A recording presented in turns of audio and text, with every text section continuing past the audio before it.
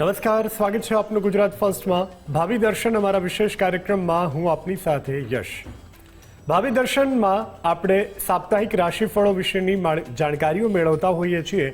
આવનારું આ સપ્તાહ કેવું રહેવાનું છે, કયા કયા ગ્રહોનો પ્રભાવ રહેશે, કઈ રાશિ પ્રમાણે એ ગ્રહ એમને ફળ આપશે, આવનારા જે વિશેષ દિવસો છે, આ સાથે ગ્રહ નક્ષત્રની જે ચાલ બદલાતી હોય છે તે રાશિના જાતકોને કેવું અસર કરશે.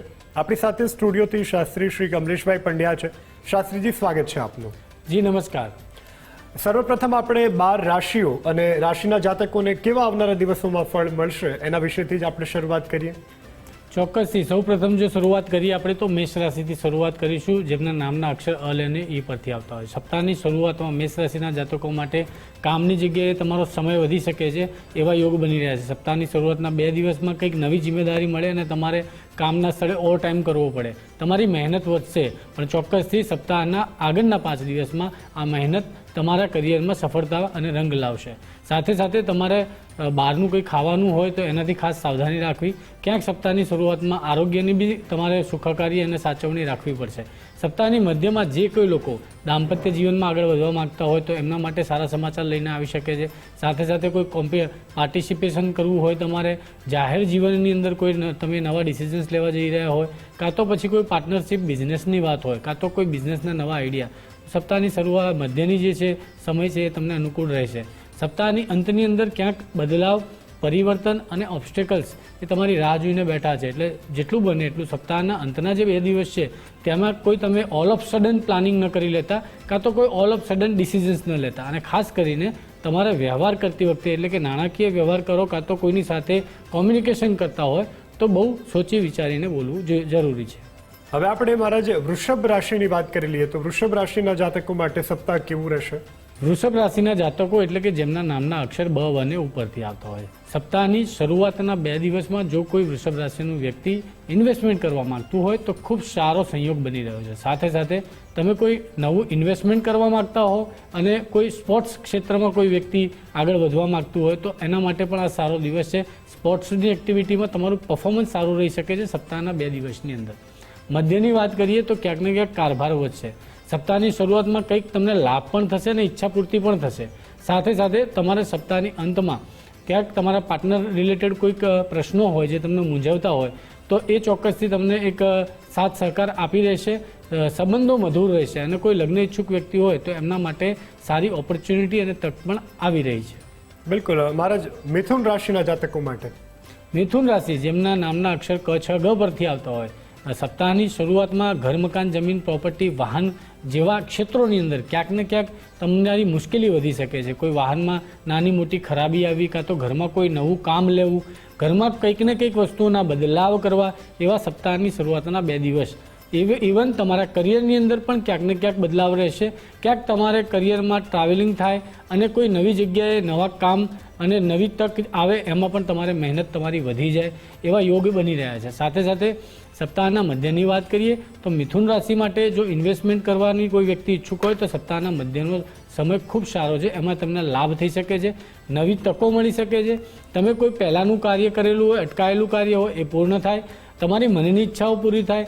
મિત્રો અને સોશિયલ સર્કલમાંથી તમને ચોક્કસથી એક લાભ જોવા મળશે અને સાથ સહકાર પૂરેપૂરો મળશે.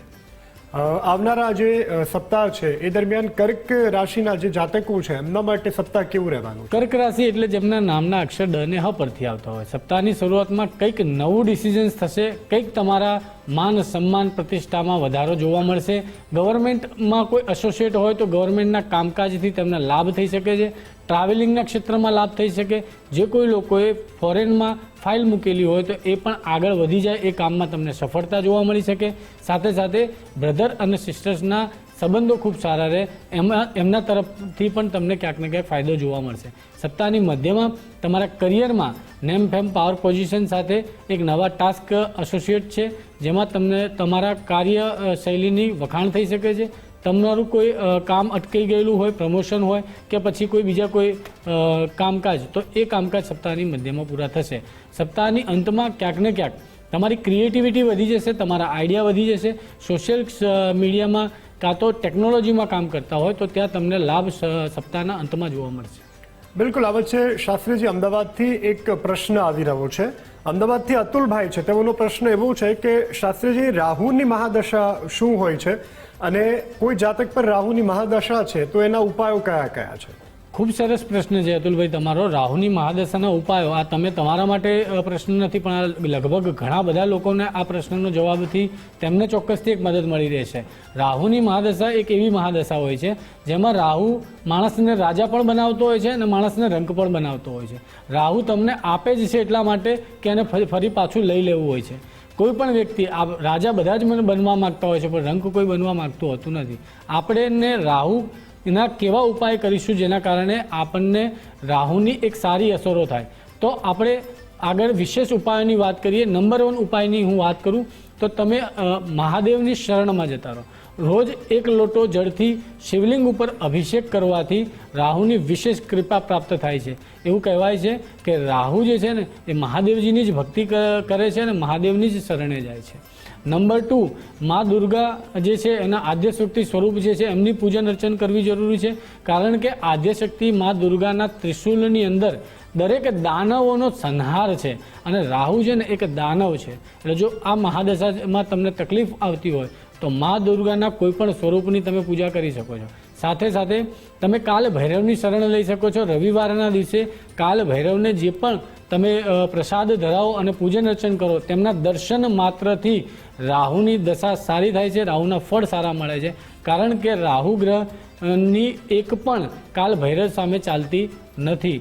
એની પછી જો આપણે ડેલી લાઈફની વાત કરીએ તો ડેલી લાઈફની અંદર ઘણા બધા સુધારા કરી શકાય છે. જેમ કે આકાશમાં વિચરતા જેટલા પણ પક્ષીઓ હોય એ પક્ષીઓની સેવા કરવાથી અને તેમને દાણ નાખવાથી પણ રાહુ તમને સારું રિઝલ્ટ આપે છે. સાથે સાથે રાહુની સાથે સાથે આપણે કેતુને પણ અલાઇન કરવાના હોય છે. આપણે કેતુને અલાઇન કરીએ છીએ એટલે રાહુ ઓટોમેટિક આપણી દરેક ઈચ્છાઓને પૂર્ણ કરે છે. કેતુને અલાઇન કરવા માટે આપણે સ્ટ્રે ડોગ્સની સેવા કરી શકીએ, તેમને ફીડ કરી શકીએ છીએ. સાથે સાથે જે લોકો સાફ સફાઈના કામકાજમાં હોય તેમને ચોક્કસથી નાણાકીય મદદ કાં તો કોઈ વિષય વસ્તુની મદદથી તમે ચોક્કસથી એક સેવા આપી શકો છો.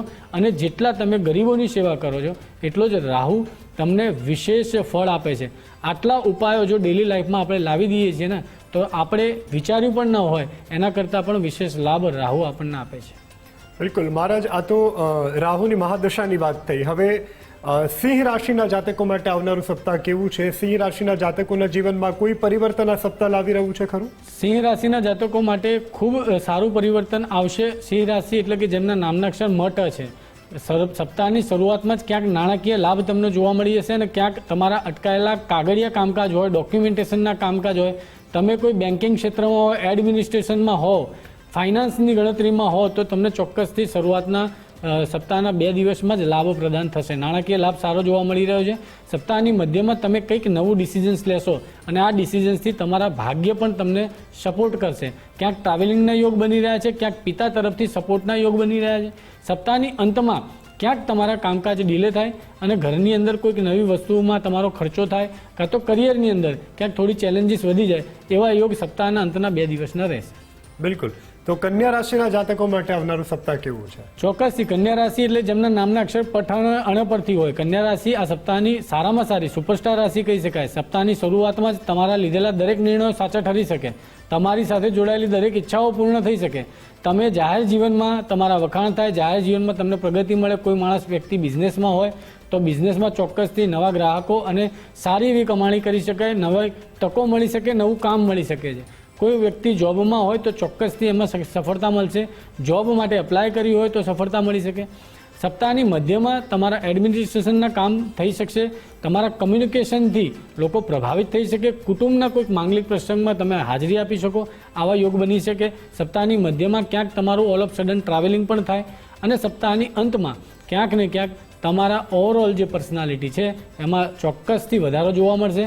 તમે જે કંઈ પણ બોલશો એમાં કોન્ફિડન્સ દેખાશે. તમારી ઓવરઓલ પર્સનાલિટી જે નિખરશે અને લોકોનું એક્સેપ્ટન્સ જે છે તમારી વાતોનું એ પણ વધી જશે.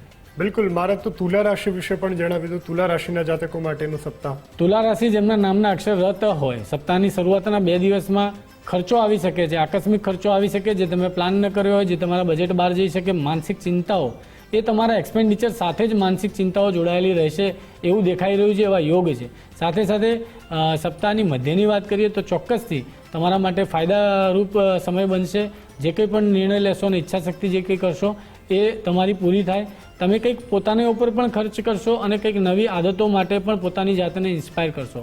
કોન્ફિડન્સ તમારું વધશે અને બિઝનેસના ક્ષેત્રમાં તમે આગળ વધી શકો છો, નિર્ણયો લઈ શકો છો.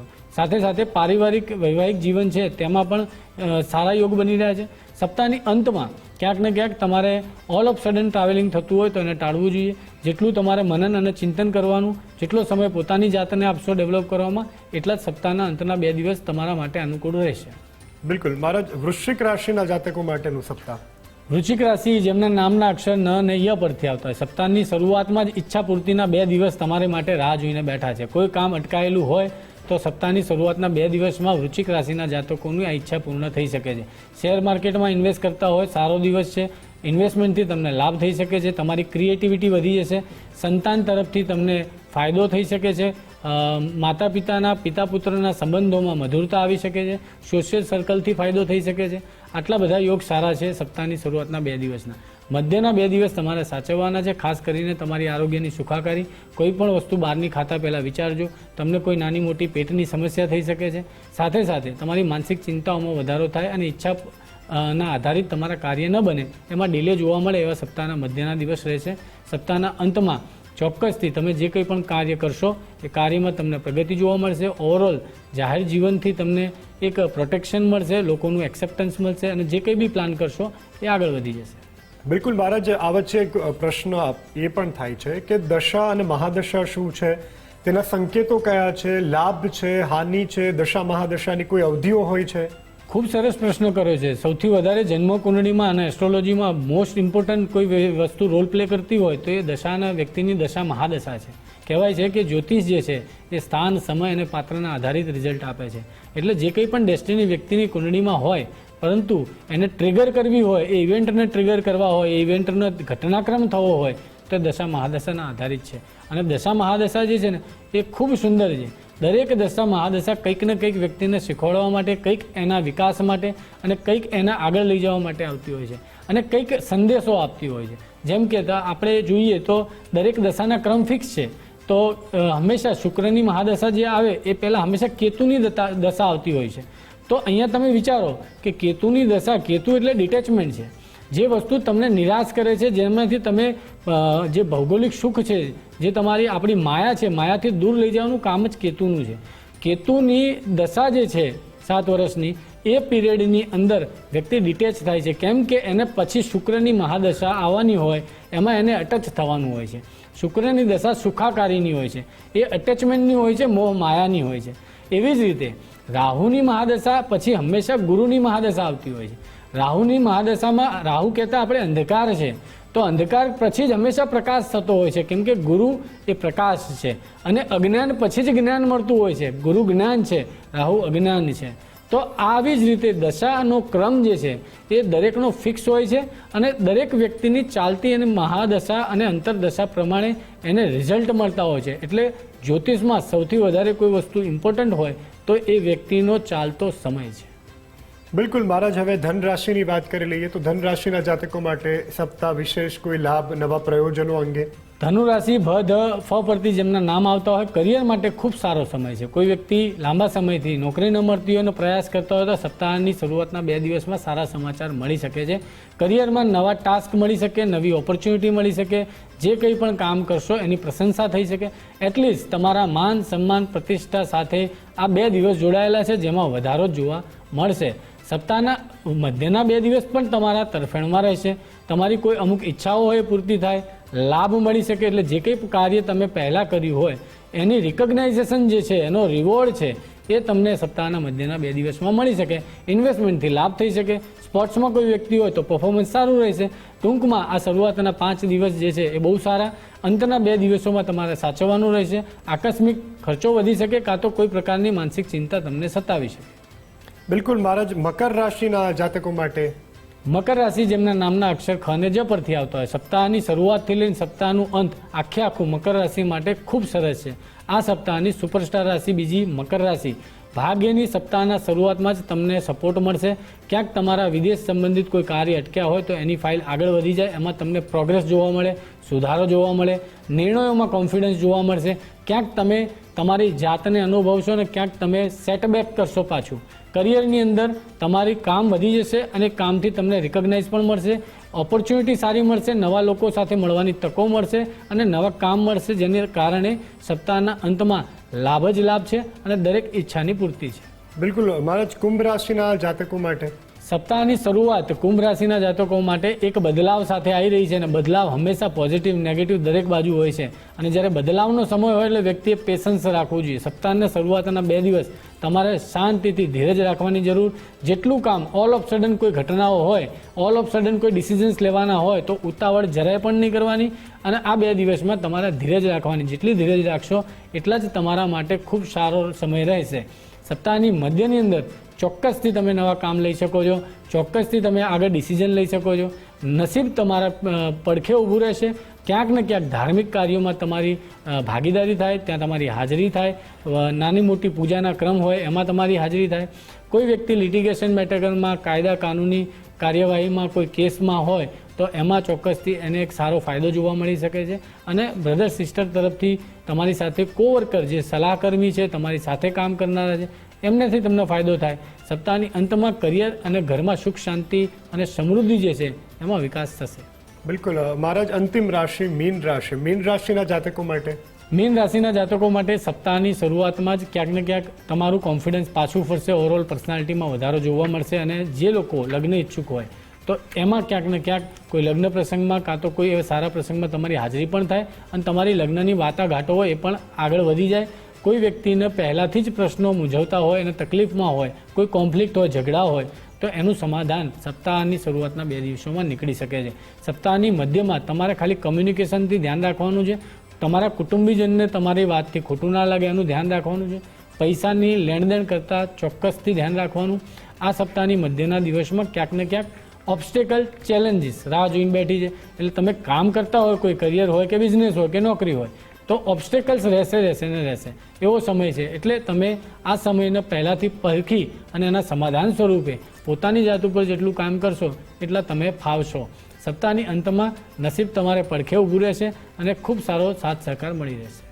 બિલકુલ મહારાજ, આ સાથે એક સવાલ એ પણ થઈ રહ્યો છે કે ગુરુ અને સૂર્યની કર્ક રાશિમાં જે યુતિ થવા જઈ રહી છે, આ યુતિ શું છે અને આ યુતિના કારણે વૈશ્વિક અસરો કેવી વર્તાશે? ચોક્કસથી સૂર્યે કર્ક રાશિમાં પ્રવેશ કર્યો છે અને 16 જુલાઈ 2026થી 17 ઓગસ્ટ 2026 સુધી આ સૂર્ય અને ગુરુનું કોમ્બિનેશન જે છે એ કર્ક રાશિમાં રહેશે. આ સૂર્ય ગુરુની યુતિને મહાપુરુષ રાજયોગ તરીકે પણ ઓળખવામાં આવે છે અને આ લગભગ 1 મહિનાનો સમય રહેશે. સૂર્ય આપણે જો વાત કરીએ તો સૂર્ય આત્માનો કારક છે, પિતાનો કારક છે, માન સન્માન અને પ્રસિદ્ધિનો કારક છે, નેમ ફેમ પાવર અને પોઝિશનનો કારક છે.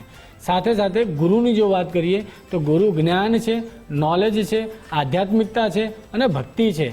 તો આ બેનો જે સમન્વય છે એમાં ઓવરઓલ દરેક જગ્યાએ વૈશ્વિક સ્તરે પણ આપણને અસરો જોવા મળશે અને સાથે સાથે દરેક રાશિઓ ઉપર પણ આની અસર જોવા મળશે. જો આપણે વૈશ્વિક સ્તરે જે કંઈ પણ ફેરફાર થશે એની વાત કરીએ તો સરકારી જનકલ્યાણ યોજનાઓ, આરોગ્ય ક્ષેત્રે, શિક્ષણ ક્ષેત્રે અને ઇન્ફ્રાસ્ટ્રક્ચર ક્ષેત્રે તમને ક્યાંક ને ક્યાંક કોઈ નવા ડિસિઝનો જોવા મળી શકે. ખેતી, ખાદ્ય ઉત્પાદન અને પાણીના સંસાધનો પર વધુ ધ્યાન કેન્દ્રિત કરશે સરકાર, એવો આ સમય બની રહ્યો છે. આંતરરાષ્ટ્રીય સંબંધો જે છે જેમાં નોર્થ ઇસ્ટની જે મિડલ ઇસ્ટની જે વોર ચાલી રહી છે એમાં ચોક્કસથી ફરીથી એક વાટાઘાટો આગળ વધશે, પરંતુ યુદ્ધ વિરામ થઈ જશે એવી કોઈ આપણે પ્રિડિક્શન ન કરી શકીએ, કારણ કે કોઈ એક ઘટના બને એ પછી એ ઘટના કેટલી લાંબી ચાલવાની એની ડેન્સિટી માપવી થોડી અઘરી. અત્યારે હાલમાં પણ પરિસ્થિતિ સુયોગ્ય નથી, પરંતુ આ સૂર્યગુરુની યુતિથી ક્યાંક ને ક્યાંક વાટાઘાટો ફરીથી થઈ શકે છે. સાથે સાથે જો આપણે વાત કરીએ તો શિક્ષણ, સંશોધન, ટેકનોલોજી અને જ્ઞાન આધારિત ક્ષેત્રોમાં નવી પહેલ આપણને જોવા મળશે અને ક્યાંક ને ક્યાંક આ 1 મહિનાના પીરિયડમાં આધ્યાત્મિકતા, યોગ, ધ્યાન, ભક્તિ તરફ લોકોનો ઝુકાવ તમને વધારે જોવા મળશે. બિલકુલ મહારાજ, હવે અંતમાં આપણે વાત કરી લઈએ તો આ કઈ રાશિ એવી છે કે જેને વિશેષ લાભ હવે આગામી દિવસોમાં થઈ જવા રહ્યો છે, માસમાં થઈ રહ્યો છે કે પછી સપ્તાહમાં થવા જઈ રહ્યો છે? ચોક્કસથી આપણે સપ્તાહ રાશિ ભવિષ્યની વાત અલગ છે, પરંતુ આ ગુરુ સૂર્યની જે યુતિ છે જે 16 જુલાઈથી લઈને 17 ઓગસ્ટ 2026 સુધી રહેશે, તો આ વિશેષ પ્રકારે વિશેષ લાભ 5 રાશિના જાતકોનો આપશે. નંબર 1 રાશિ જે છે એ વૃષભ રાશિ છે. વૃષભ રાશિના 3જા સ્થાનમાં યુતિ બનશે. વૃષભ રાશિના લોકોના આત્મવિશ્વાસ કોન્ફિડન્સમાં વધારો જોવા મળશે. વૃષભ રાશિના વ્યક્તિઓ જે લોકોના ડોક્યુમેન્ટેશન કામકાજ હોય એ આગળ વધી જશે. વિદેશને લગતા કોઈ પ્રશ્ન હોય તો એમાં ચોક્કસથી તમને પ્રગતિ જોવા મળશે.